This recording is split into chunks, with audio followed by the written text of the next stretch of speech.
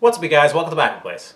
So I've been doing this series for a little while where I talk about the different holidays in Judaism and explain them in as much detail as I can. It seems to be pretty popular with you guys, and so I decided to do an entire episode just talking about Purim, which is just objectively one of the best holidays that Judaism has to offer. I did a video last year on Purim explaining all the holidays in Judaism in a little bit of detail, but this is going to be me going into a lot of detail on exactly what Purim entails. But as is tradition, I have to get dressed for the occasion. Hey! I don't know how well you guys can see it, but this is a pilot costume. It's supposed to have a tie, but it's very cheap, and so the tie just was like a Velcro, and it unraveled. It's a whole thing. I'm taking off the hat too. It's basically just here for the thumbnail. So the best way to describe Purim in simple terms would basically just be Jewish Halloween, but better.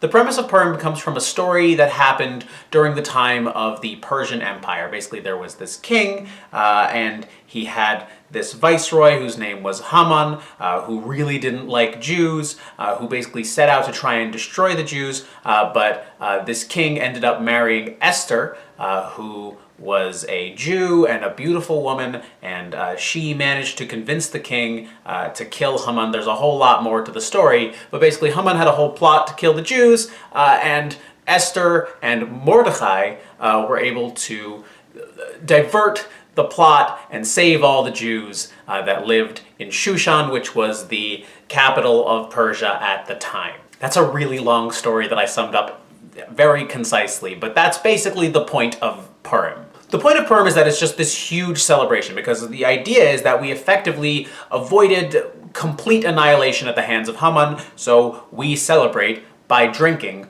a whole lot.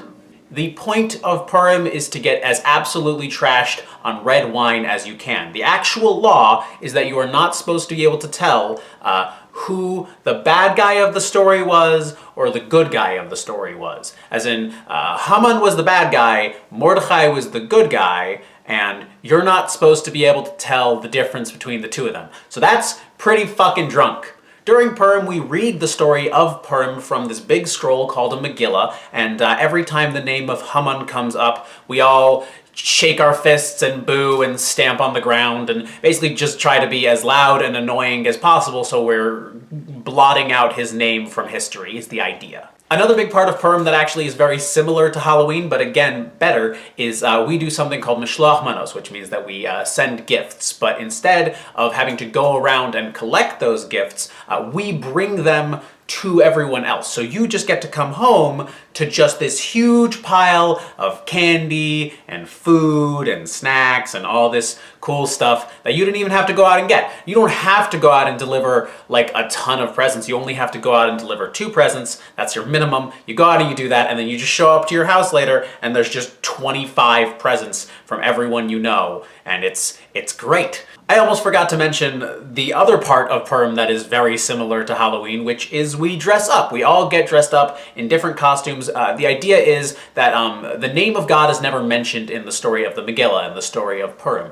So it's concealed, it's hidden. So to commemorate that, we also conceal ourselves and we hide ourselves and we disguise ourselves, because God was disguised in this story. He's hidden in the background. So we hide. It's an excuse to dress up. We like dressing up. So that's why I'm dressed up as a pilot.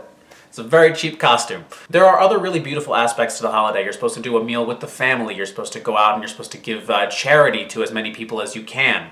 The entire month before Purim, you're actually supposed to give as much charity as you can. It's supposed to be a very giving time. But for the most part, the holiday is just about getting as absolutely obliterated as you can.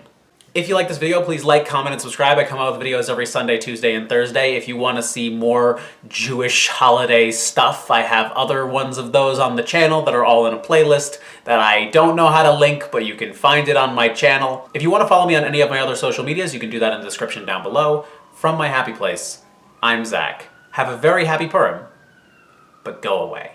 No matter